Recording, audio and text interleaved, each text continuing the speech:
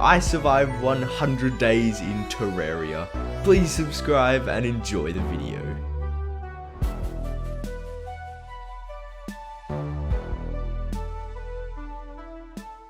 On day 1 I started out by chopping some trees in the regular fashion. I then decided to spend some time on flattening out a big area for my future base.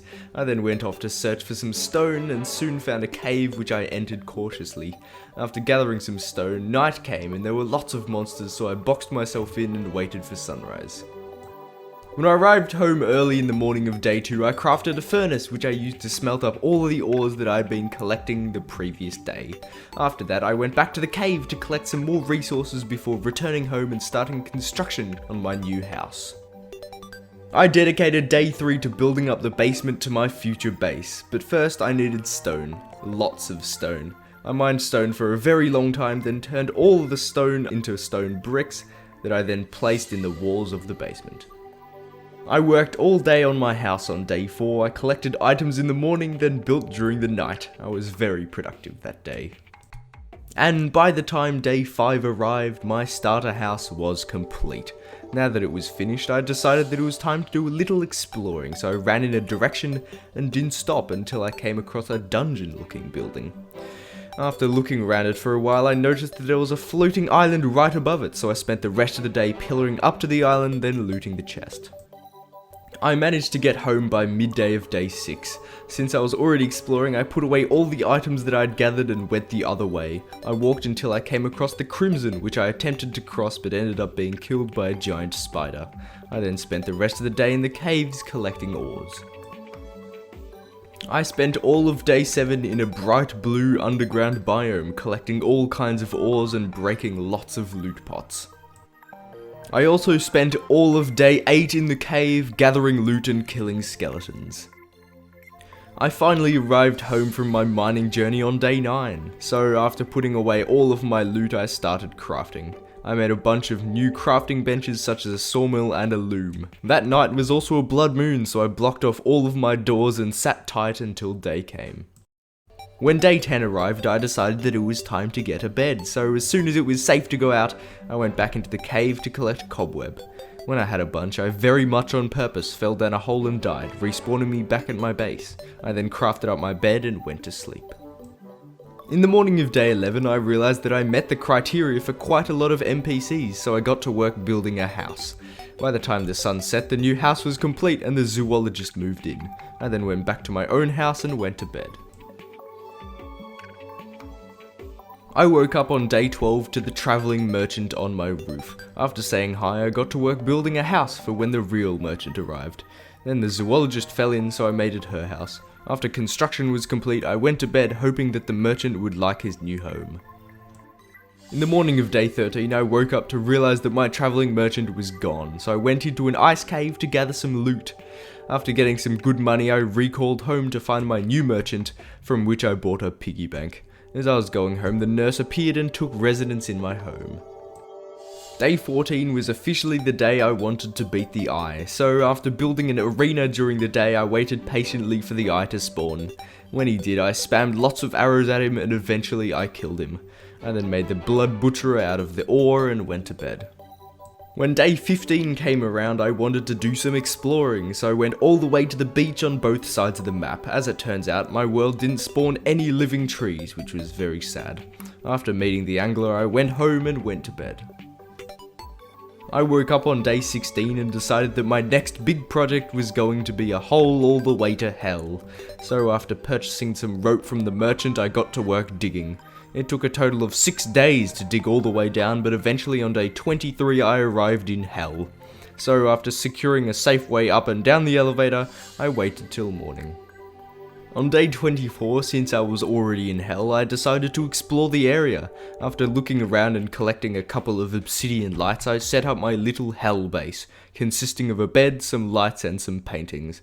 I then went to explore the other castle looking area, but I got killed and respawned back at base. Since it was already nighttime, I just went to bed.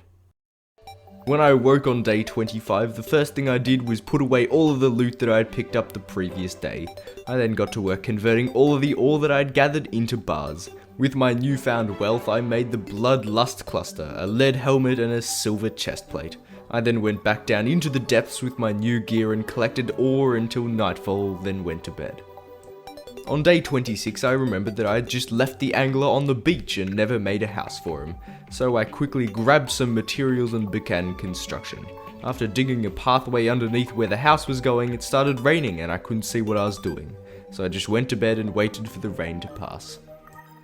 On day 27, I woke up and the rain had stopped, so I got building again.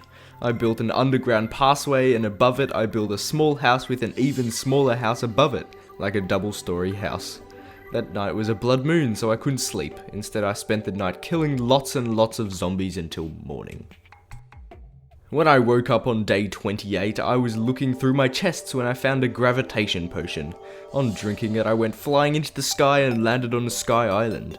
I then tried to go back to the ground, but apparently I didn't bounce. I then roped up to the island, and inside the chest was some fletchling wings, my very first wings. I went home to bed very victorious. In the morning of day 29, I noticed that I was low on wood supplies, so I went first thing in the morning to chop some trees. After getting a substantial amount of wood, I returned home and completed 2 more NPC houses. Soon after, the Dryad and the Demolitionist appeared. That night was another blood moon, but it wasn't difficult. I just slayed monsters until morning. On day 30, I realized that I hadn't been fishing once during my adventure, so after crafting myself a rod, I got to work fishing. All I really caught was trash and seaweed, but sometimes I would catch a bass or an armored cave fish. I wasn't really sure what to do with the fish, so I just brought them up and went to bed. Day 31 to day 51. I basically spent 20 entire Terraria days constructing my new city. I started out by collecting resources for about the first 3 or 4 days. I ended up getting more than 1,000 stone and lots more ores and loot. I then planned out all of my buildings and what strange architecture that they would follow, then got building. In total, I constructed 8 separate buildings, including 2 watchtowers. And finally, on day 51, I finished the last building. I was done. I decided to dedicate day 52 to touring my new city. When first arriving, you are greeted by a watchtower, making sure no one bad is entering the city. The first building is a sort of cafeteria with 2 tables and a keg of beer. The next 2 buildings are identical even to the torch placement. Each house has 2 available NPC homes in them. The next building along is a tall, thin one where Luigi the Painter decided to move in. After walking through the buildings that were already there, you come across a singular very tall building with the top being an available house. The next and second last building is a community sit and chill area with 2 picnic tables and a rope that leads to the Sky Island. The last but not least building is the other watchtower, signifying the end of the town. After exploring my build, I went to bed. In the morning of day 53, I wanted some loot, so I ran to the Crimson to enter a cave. When I was down there, I noticed that there were no chests, so no loot. So sad. I then fell down and got killed by a bunch of enemies. When I spawned back at base, I just went to bed. On day 54, I wanted revenge, so right after waking up, I went back to the underground Crimson to kill everything, which I did successfully. After lighting the place up, I went back out, and since it was still midday, I wandered down a tunnel in the jungle and into the underground jungle. There I was nearly killed by hornets, so I just recalled home and went to bed. When I woke up on day 55, I wanted to get even more loot, so I went straight down to hell. When I got down there, I spent my time breaking loot pots, because apparently I couldn't open any of the chests. In the end, I didn't get that much, so I went home to bed. On day 56, I wanted to use my last gravitation potion to find the last Sky Island in my world. So after grabbing my potion, I ran to the far side of the map and popped it. Eventually I found the island, but amazingly there was nothing on it, just a pond. I was so disappointed that I flew back and went straight to bed. I later realized that was a sky lake, not a sky island.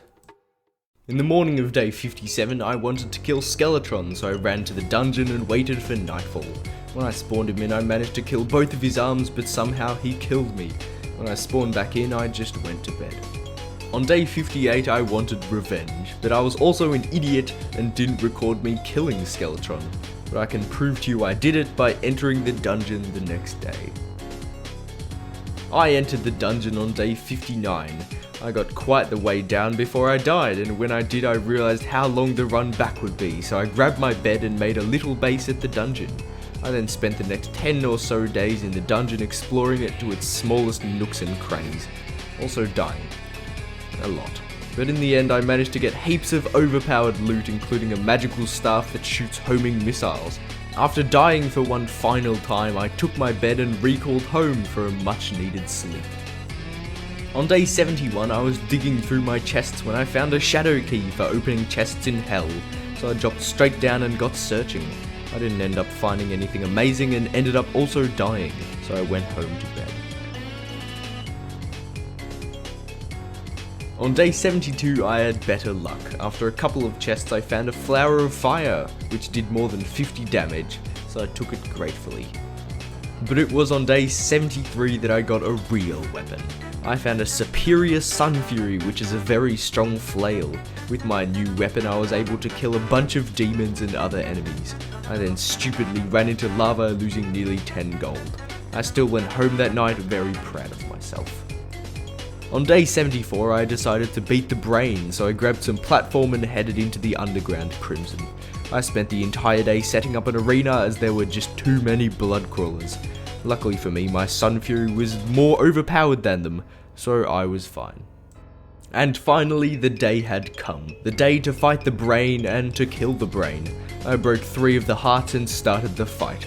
I killed him easily enough and collected all of my tissue samples. I then left and started to craft my new gear, but alas, I am stupid and ended up making 2 pickaxes, wasting half of my tissue samples. So sad. I did end up being able to make a chestplate and a pickaxe, but nothing else. But now that I had a pickaxe that could mine hellstone, I knew what I had to do. So I grabbed my pick and dropped down my elevator. This was a 3-day process to get my first hellstone bars. The first day I spent mining hellstone from near my hole, the second day was spent making obsidian, and the third day was spent crafting my hellstone and obsidian into hellstone bars, then crafting them into a fiery broadsword. Day 79 was mostly spent hunting for more hellstone. I was just about to return home with a heap of gold when a single hellbat killed me. So sad. I also spent all of day 80 mining hellstone. By the end of the day I was able to procure almost 30 bars, which I decided to save until I had full hellstone armor. And to get full hellstone I would need a total of 45 hellstone bars, which would be 135 hellstone and 45 obsidian. That's a lot. That's also why it took me 4 days to grind it all up, but by the end it was all worth it. All of my armor was now hellstone and I looked insane.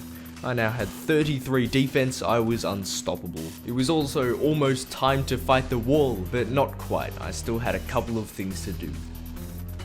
And those things were insulate the Crimson and build a platform to fight the wall of flesh. So I got straight to work farming stone for the insulation. After one entire day of blowing up stone, I ended up with more than 3,000 stone. The next step was to dig out the hole around the Crimson and craft the stone into bricks. Insulating the Crimson took a total of 6 days. First I had to dig all around a huge section of the map, then outline the entire tunnel with stone bricks. Here's a quick time lapse of my mental state slowly degrading. Now that insulating was done, I only had one thing left to do. I spent the entirety of day 94 collecting shade wood from the Crimson. I even ended up clearing the entire biome of trees, and when I got home I crafted them all up into platforms, and I came away with more than 2,000 platforms. On day 95 I dropped down my hole to hell to start making a bridge that would go from hopefully one side of the hell to the middle. And that's what I did for the next 4 days. I just killed hellbats and bridged across hell. Eventually I got killed by some lava when I wasn't paying attention, but I still got a very, very long way. And finally, it was day 100, the day that I would fight and hopefully kill the wall of flesh. So I grabbed my buff potions and dropped into hell. I ran all the way to the end of my highway and spawned in the wall.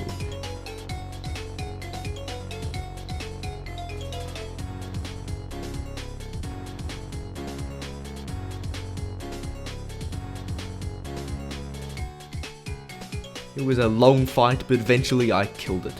Thank you all so much for watching these 100 days. If you made it this far, comment bruh, because bruh. Anyways, at 100 likes, I'll make 200 days. Thank you so much for watching.